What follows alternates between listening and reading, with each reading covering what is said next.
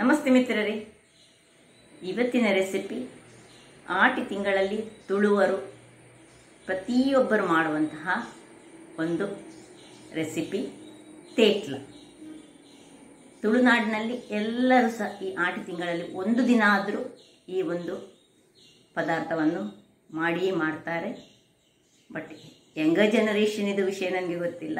ನಾವು ಯಾರೆಲ್ಲ ಹಿರಿಯರು ನಮ್ಮಲ್ಲಿ ಇರ್ತಾರೆ ಅಂತಹ ಮನೆಗಳಲ್ಲಿ ಈ ಆಷಾಢ ಮಾಸ ಅಂದರೆ ಆಟಿ ತಿಂಗಳಲ್ಲಿ ಈ ತೇಟ್ಲದ ಪದಾರ್ಥ ಇದ್ದೇ ಇರ್ತದೆ. ಆರೋಗ್ಯಕ್ಕೆ ಬಹಳ ಉತ್ತಮವಾದ ಈ ಪದಾರ್ಥವನ್ನು ಹೇಗೆ ಮಾಡುವುದು, ಅದಕ್ಕೆ ಏನೆಲ್ಲ ಸಾಮಗ್ರಿಗಳು ಬೇಕು ಎಂದು ನೋಡುವ ಮೊದಲು ಯಾರೆಲ್ಲ ನನ್ನ ಚಾನಲನ್ನು ನೋಡ್ತಿದ್ದೀರಿ, ಯಾರೆಲ್ಲ ಇನ್ನೂ ಸಬ್ಸ್ಕ್ರೈಬ್ ಮಾಡಿಲ್ಲ, ದಯವಿಟ್ಟು ಸಬ್ಸ್ಕ್ರೈಬ್ ಮಾಡಿ ಸಪೋರ್ಟ್ ಮಾಡಿ ಅಂತ ಹೇಳುತ್ತಾ ಬನ್ನಿ ಈ ರುಚಿಕರವಾದ ಹಾಗೂ ಆರೋಗ್ಯದಾಯಕವಾದ ಅಡಿಗೆಯನ್ನು ಹೇಗೆ ಮಾಡುವುದು ಎಂದು ನೋಡೋಣ. ವೀಕ್ಷಕರೇ, ಇವತ್ತು ನೋಡಿ ಈ ಕೆಸುವಿನ ಎಲೆಯನ್ನು ಬಳಸಿ ಇದರದೊಂದು ನಾವು ತುಳುನಾಡು ಶೈಲಿಯ ಒಂದು ರೆಸಿಪಿ ಮಾಡೋಣ. ಇದಕ್ಕೆ ತೇಟ್ಲ ಅಂತ ಸಹ ಕರಿತೇವೆ ನಾವು.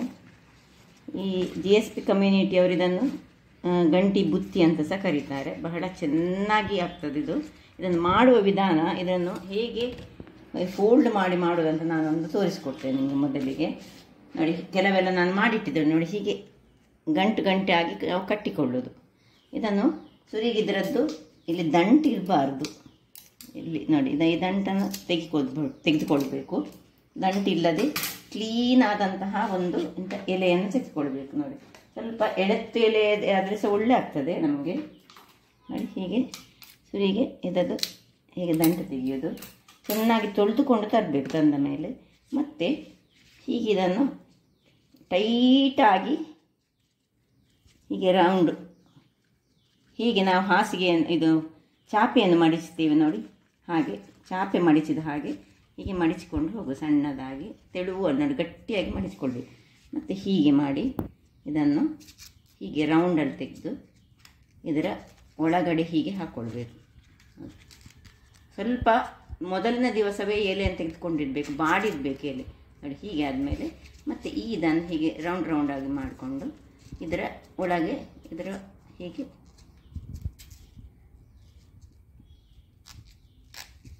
ಒಳಗೆ ಹಾಕ್ಕೊಳ್ಳೋದು ನೋಡಿ. ಹೀಗೆ ಅಂದರೆ ಒಂದು ನಮ್ಮನೆ ಪೇಟದ ಹಾಗೆ ಬರ್ತದೆ ಇದು. ಇದನ್ನು ಹೀಗೆ ಎಲ್ಲ ಎಲೆಗಳನ್ನು ಮಾಡಿಕೊಳ್ಳೋದು. ಇನ್ನೊಂದು ಬೇಕು ಸಣ್ಣ ಎಲೆಯಲ್ಲಿ ಮಾಡಿ ತೋರಿಸ್ತೀನಿ ನಾನು ನಿಮಗೆ ನೋಡಿ. ಇದರದ್ದು ಈ ಭಾಗವನ್ನು ತೆಗೆದುಕೊಳ್ಬೇಕು. ಇದು ಭಾಗ ಬೇಡ, ಯಾಕೆ ಹೇಳಿದ್ರೆ ಮಡಚುವಾಗ ನಮಗೆ ಕಷ್ಟ ಆಗ್ತದೆ. ಸಣ್ಣ ಎಲೆ ಆದರೆ ತುಂಬ ಒಳ್ಳೆಯದಾಗ್ತದೆ ನೋಡಿ. ಹೀಗೆ ಚಾಪೆ ಮಡಿಚಿದ ಹಾಗೆ ಮಡಿಚಿದಾಗ ಟೈಟಾಗಿ ಮಡಿಚಿಕೊಳ್ಬೇಕು. ಹೀಗೆ ಮಾಡೋದು. ಇದನ್ನು ಇದರ ಒಳಗಡೆ ಹಾಕ್ಕೊಳ್ಳೋದು. ಒಂದು ಸೈಡ್ ಒಂದು ಒಳಗೆ ಹಾಕ್ಕೊಂಡ್ರೆ ಇನ್ನೊಂದು ಸೈಡನ್ನು ಇನ್ನೊಂದು ಹೀಗೆ ಪ್ರೆಸ್ ಮಾಡಿಕೊಂಡು ಈಚೆ ಸೈಡಿನ ಒಳಗಿನಿಂದ ಹಾಕ್ಕೊಳ್ಳೋದು. ಟೈಟಾಗಿ ಆದರೆ ಆಯಿತು, ಇದು ಬಿಚ್ಚದಿದ್ದರೆ ಆಯಿತು ಅಷ್ಟೇ, ಗಟ್ಟಿ ನಿಲ್ತದೆ ಇದು. ಈ ರೀತಿ ಮಾಡಿಕೊಳ್ಳೋದು. ಇನ್ನು ಇಲ್ಲಿ ನಾನು ಒಂದು 10 ಈ ಹಲಸಿನ ಬೀಜ ಇದ್ದರೆ ಒಳ್ಳೆ ಆಗ್ತದೆ ಇದಕ್ಕೆ. ಮತ್ತು ಈ ಅಂಬಡೆ ಇದ್ದರೆ ತುಂಬ ಒಳ್ಳೆಯದು. ನನಗೆ ಇವತ್ತು ಅಂಬಡೆ ಸಿಕ್ಕಲಿಲ್ಲ. ನನಗೆ ಒಂದು 3 ನನ್ನದು ಮನೆಯಲ್ಲಿ ಆದಂತಹ ಬಿಂಬುಳಿ ಸಿಕ್ಕಿದೆ. ಆ ಬಿಂಬುಳಿಯನ್ನು ಯೂಸ್ ಮಾಡ್ತೇನೆ. ಖಾಲಿ 3 ಸಾಕಾಗೋದಿಲ್ಲ, ಅದರೊಟ್ಟಿಗೆ ನನಗೆ ಸ್ವಲ್ಪ ಹುಳಿಸಬೇಕಾಗ್ತದೆ. ಇದಕ್ಕೆ ಹುಳಿ ಮುಖ್ಯ ಬೇಕು.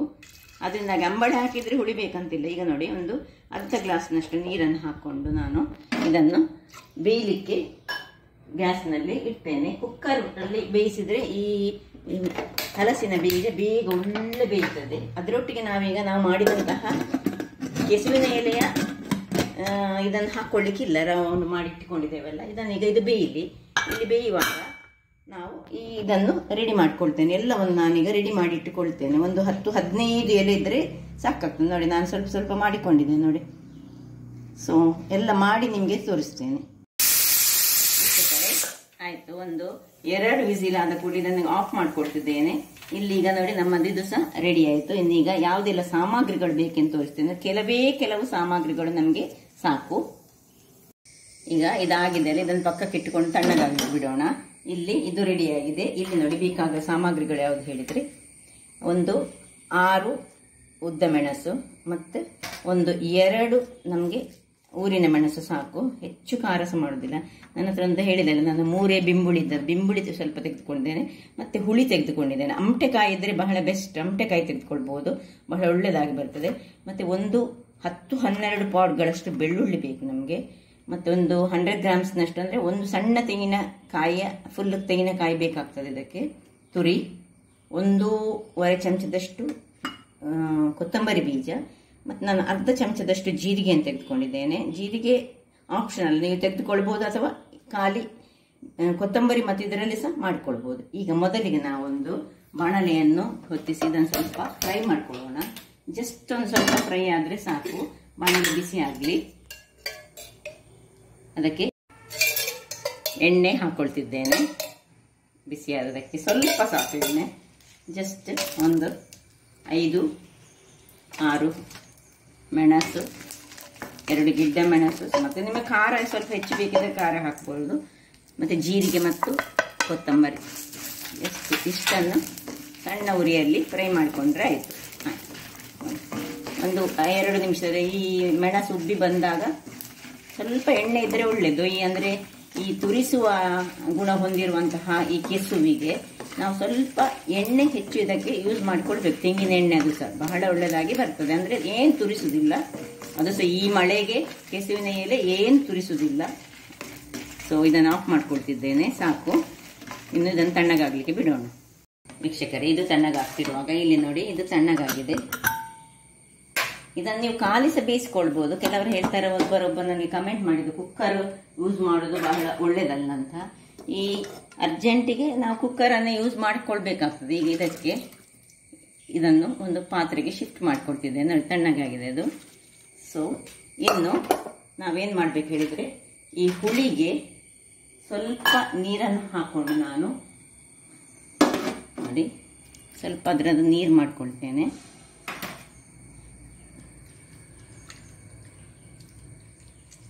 ಹುಳಿ ನೀರನ್ನು ಒಳ್ಳೆ ಕಿವುಚಿಕೊಂಡು ಇದರೊಳಗೆ ಹಾಕ್ತೇನೆ ನಾನು. ಇನ್ನು 2-3 ನನ್ನ ಹತ್ರ ಬಿಂಬುಳಿ ಉಂಟು. ನಿಮ್ಮದು ಅಂಬಡೆ ಇದ್ದರೆ ಅಂಬಡೆ ಮಾತ್ರ ಹಾಕ್ಕೊಳ್ಳಿ. ಅಂಬಡೆಯನ್ನು ಯಾವಾಗ ಬೇಯಿಸಬೇಕು ಹೇಳಿದರೆ, ಈ ಹೊತ್ತಿನಲ್ಲಿ ಈ ಎಲ್ಲ ಇದನ್ನು ಹಾಕ್ಕೊಳ್ಳುವಾಗ ನೋಡಿ, ಇದನ್ನು ನೋಡಿ ಹೀಗೆ ಇದರಲ್ಲಿ ಹಾಕ್ಕೊಳ್ಬೇಕು. ಎಲ್ಲವನ್ನು ಹುಳಿ ನೀರಿನ ಒಟ್ಟಿಗೆ ಇದು ಬೇಯಬೇಕು. ನೋಡಿ, ಒಮ್ಮೆ ಏನಾಗ್ತದೆ ಹೇಳಿದರೆ ನೋಡಿ, ಹೀಗೆ ಈ ಗಂಟುಗಳು ಬಿಟ್ಟು ಹೋಗ್ತದೆ. ಅದನ್ನು ಪುನಃ ಹೀಗೆ ನಾವು ಹೀಗೆ ಮಾಡಿಕೊಂಡು ನಾವು ಒಳಗೆ ಹೊಡೆದು ಹಾಕಿದರೆ, ಕೆಲವರು ನೋಡಿ ಹಿಂದೆ ನನ್ನ ಅತ್ತೆ ಮನೆಯಲ್ಲೆಲ್ಲ ಹೀಗೆ ಸೀದಾ ಹಾಕ್ತಿರ್ತಿದ್ರು. ನಾವು ಈಗ ಮಾಡುವಾಗ ನಾವಿಲ್ಲಿ ಪೇಟೆಯಲ್ಲಿ ನನ್ನ ಅಮ್ಮ ಎಲ್ಲ ಮಾಡ್ತಿದ್ದದ್ದು, ಇದನ್ನು ಹೀಗಿದ್ರೆ ಒಳಗೆ ಹಾಕ್ಕೊಂಡು ಫುಲ್ ಗಂಟು ಮಾಡಿಕೊಂಡು ಹಾಕ್ಕೊಳ್ತಿದ್ದರು. ಹೇಗೆ ಸಹ ಆಗ್ತದೆ, ಮತ್ತು ಅದು ಮತ್ತೆ ಅದು ಅದರಲ್ಲೇ ಬಿಟ್ಟುಕೊಳ್ತದೆ. ಸೊ ಇದನ್ನೀಗ ನಾವು ಇನ್ನು ಸ್ವಲ್ಪ ನೀರನ್ನು ಹಾಕ್ಕೊಂಡು ಸ್ವಲ್ಪ ಉಪ್ಪನ್ನು ಸಹ ಹಾಕ್ಕೊಳ್ತಿದ್ದೇನೆ. ಅದಕ್ಕೆ ನಾನು ಉಪ್ಪನ್ನು ಹಾಕ್ಕೊಂಡು ನಾವು ಬೇಯಿಸ್ಕೊಳ್ಳೋಣ. ಸೊ ಮುಚ್ಚಳವನ್ನು ಮುಚ್ಚಿ ಇದನ್ನು ಬೇಯಿಸೋಣ. ವೀಕ್ಷಕರೇ, ಇದೀಗ ತಣ್ಣಗಾಗಿದೆ. ಇದನ್ನೀಗ ಒಂದು ಸಣ್ಣ ಮಿಕ್ಸಿ ಜಾರಿಗೆ ಹಾಕೊಳ್ಳೋಣ.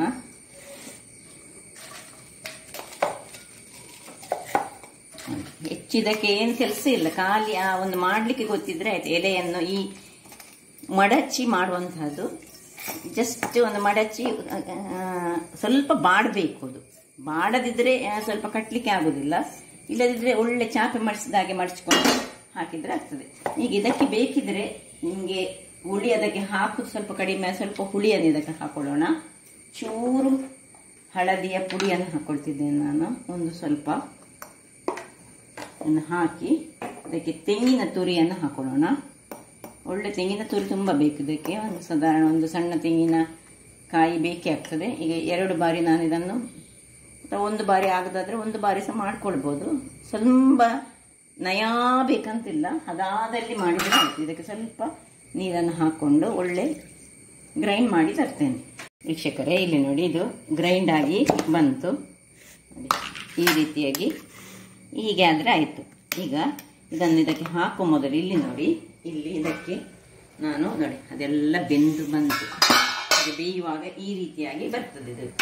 ಈಗ ಇದಕ್ಕೆ ನಾನು ನೋಡಿ, ಇಲ್ಲಿ ನಾನು 10 ಪಾಡಿನಲ್ಲಿ ಕೆಲವು ಸಿಪ್ಪೆ ತೆಗೆದಂತಹ ಬೆಳ್ಳುಳ್ಳಿಯನ್ನು, ಒಂದು 5 ಪಾಡಿನಷ್ಟು ಬೆಳ್ಳುಳ್ಳಿಯನ್ನು ಈಗ ಇದಕ್ಕೆ ಹಾಕ್ಕೊಳ್ತಿದ್ದೇನೆ. 5-6 ಪಾಡಿನಷ್ಟು. ಉಳಿದದನ್ನು ಇದನ್ನೀಗ ಜಜ್ಜಿಕೊಳ್ತೇನೆ. ಇದನ್ನೀಗ ಹೀಗೆ ಇರಲಿದು.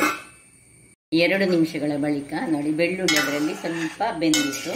ಸ್ವಲ್ಪ ನೋಡಿ ಹೀಗೆ ಆಗುವಾಗ ಈ ನಾವು ಮಾಡಿಟ್ಟಂತಹ ಮಸಾಲೆ ಉಂಟಲ್ಲ ಏನು, ಈ ಮಸಾಲೆಯನ್ನು ಇದಕ್ಕೆ ಶಿಫ್ಟ್ ಮಾಡಿಕೊಳ್ಳೋಣ.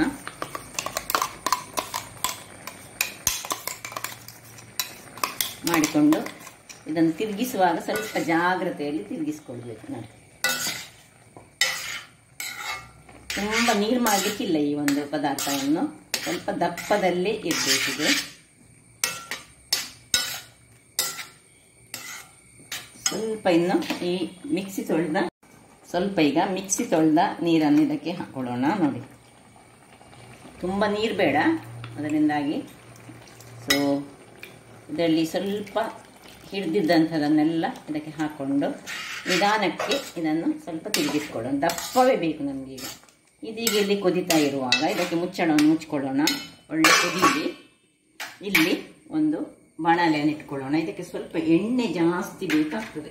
ಎಣ್ಣೆ ಮತ್ತು ಬೆಳ್ಳುಳ್ಳಿ, ಇನ್ನು ಕೊನೆಗೆ ಬೇರೆ ಏನು ಒಗ್ಗರಣೆ ಕೊಡಲಿಕ್ಕಿಲ್ಲ. ವೀಕ್ಷಕರೇ ನೋಡಿ, ಇಷ್ಟು ಬೆಳ್ಳುಳ್ಳಿಯನ್ನು ನಾನೀಗ ಇಲ್ಲಿ ಒಳ್ಳೆ ಗುದ್ದಿಕೊಳ್ತೇನೆ. ಇದಕ್ಕೆ ಸ್ವಲ್ಪ ನಾವು ಇದು ಹಲಸಿನ ಬೀಜ ಹಾಕೋದ್ರಿಂದಾಗಿ ಬೆಳ್ಳುಳ್ಳಿ ತುಂಬ ಅಗತ್ಯ. 5 ಬೆಳ್ಳುಳ್ಳಿಯನ್ನು ನಾನು ಇದಕ್ಕೆ ಸಿಪ್ಪೆ ತೆಗೆದು ಹಾಕೊಂಡಿದ್ದೇನೆ. ಇಲ್ಲೀಗ ಈ ಒಂದು ಇದಕ್ಕೆ ಒಗ್ಗರಣೆ ಮಾಡೋದು ಹೇಳಿದರೆ ಸ್ವಲ್ಪ 1-2-3 ಚಮಚಗಳಷ್ಟು ನಮಗೆ ಎಣ್ಣೆ ಬೇಕಿಲ್ಲೀಗ.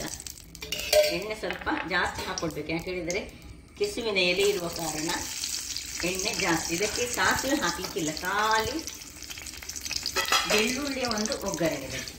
ಖಾಲಿ ಬೆಳ್ಳುಳ್ಳಿ ನೋಡಿ, ಈ ಬೆಳ್ಳುಳ್ಳಿ ಒಳ್ಳೆ ಫ್ರೈ ಆಗಬೇಕು. ಫ್ರೈ ಆಗಲಿ ವೀಕ್ಷಕರೇ ನೋಡಿ. ಬೆಳ್ಳುಳ್ಳಿ ಯಾವ ರೀತಿಯಲ್ಲಿ, ಈ ರೀತಿಯಲ್ಲಿ ಫ್ರೈ ಆಗಬೇಕು. ಇದು ಫ್ರೈ ಆದದನ್ನು ಇನ್ನು ನೋಡಿ ಇಲ್ಲಿ ನಮ್ಮದು ಇದು ಸಹ ರೆಡಿ ಆಯಿತು. ಇದನ್ನೀಗ ಆಫ್ ಮಾಡಿಕೊಂಡು ಈ ಒಂದು ಮಾಡಿಟ್ಟಂತಹ ಇದನ್ನು ಇದಕ್ಕೆ ಶಿಫ್ಟ್ ಮಾಡ್ಕೊಳ್ಳೋಣ. ನೋಡಿ ಎಣ್ಣೆ ನೋಡಿ, ತುಂಬ ಎಣ್ಣೆ ಬೇಕು. ಯಾಕೆ ಹೇಳಿದರೆ ಎಣ್ಣೆ ಹಾಕಿದರೆ ಇದರ ಸ್ಪೆಷಾಲೇ ಇದು. ಲಾಸ್ಟಿನ ಈ ಒಗ್ಗರಣೆ ಉಂಟಲ್ಲ, ಸ್ವಲ್ಪ ಎಣ್ಣೆ ಹಾಕ್ಕೊಂಡು ಹಾಕುವಂಥದ್ದು. ಕೂಡಲೇ ಇನ್ನು ಬಾಯನ್ನು ಮುಚ್ಚಿಕೊಂಡು 1-2 ನಿಮಿಷ ಹಾಗೆ ಬಿಟ್ಕೊಳ್ಳೋಣ. ವೀಕ್ಷಕರೇ ನೋಡಿ ಏನು ಚೆನ್ನಾಗಿ ಬಂದಿದೆ ನೋಡಿ. ನಾನು ಸ್ವಲ್ಪ ಮಾಡಿಕೊಂಡದ್ದು, ನೀವು ಅದನ್ನು ಹೆಚ್ಚು ಮಾಡಿಕೊಂಡು ತುಂಬ ಬಂದಿದೆ ತುಂಬ ಮಾಡಿ ನೋಡಿ ಹೇಗೆ ಬರ್ತದೆ ನೋಡಿ. ಇದು ಈ ಹಲಸಿನ ಬೀಜದೊಂದಿಗೆ ಸ್ವಲ್ಪ ಇದು ಬಿಟ್ಟುಕೊಂಡ್ರೆ ಸಹ ತೊಂದರೆ ಇಲ್ಲ, ಆದರೆ ಇದರ ಅಂಶಗಳು ಇದರಲ್ಲೇ ಇರ್ತದೆ ನೋಡಿ. ಬಹಳ ರುಚಿಕರವಾಗಿ ಬರ್ತದೆ. ಯಾವುದೇ ಅನ್ನದೊಟ್ಟಿಗೆ ಸೈಡ್ ಡಿಶ್ ಆಗಿ ಸಹ ಮಾಡ್ಬೋದು, ಅಥವಾ ನಾವು ಇದನ್ನು ಈ ಯಾವುದೇ ಇಡ್ಲಿ ಅಥವಾ ದೋಸೆ ಯಾವ ತಿನ್ನಲಿಕ್ಕೆ ಸಹ ಯೂಸ್ ಮಾಡ್ಬೋದು. ಸೈಡ್ ಡಿಶ್ ಆಗ್ತದೆ, ಅಥವಾ ಅನ್ನವನ್ನು ಕಲಸಿ ಸಹ ತಿನ್ಬೋದು. ನೋಡಿ ಏನು ಚೆನ್ನಾಗಿ ಬಂದಿದೆ. ಇದೊಂದು ಟ್ರೆಡಿಷನಲ್, ಅದು ಸಹ ಆಟಿ ತಿಂಗಳಲ್ಲಿ ಮಾಡುವಂತಹ ಒಂದು ಡಿಶ್ ಅಂತ ಹೇಳ್ಬೋದು. ಇದು ತುಳುನಾಡಿನಲ್ಲಿ ಬಹಳ ಫೇಮಸ್. ಆಟಿಯಲ್ಲಿ 1 ದಿವಸ ಆದರೂ ನಮ್ಮ ತುಳುನಾಡಿನ ಮನೆಗಳಲ್ಲಿ ಇದನ್ನು ಮಾಡ್ತಾರೆ. ಹಾಗಾದರೆ ನನ್ನ ಈ ಕುಕಿಂಗ್ ಚಾನಲ್ ನಿಮಗೆ ಇಷ್ಟ ಆದರೆ ಬೋಳೂರು ಸುವರ್ಣ ಚಾನಲನ್ನು ಲೈಕ್ ಮಾಡಿ, ಶೇರ್ ಮಾಡಿ, ಹಾಗೂ ಸಬ್ಸ್ಕ್ರೈಬ್ ಮಾಡಿ, ಹಾಗೂ ನನ್ನ ಇನ್ಸ್ಟಾಗ್ರಾಮ್ ಪೇಜನ್ನು ಫಾಲೋ ಮಾಡಿ. ಧನ್ಯವಾದಗಳು.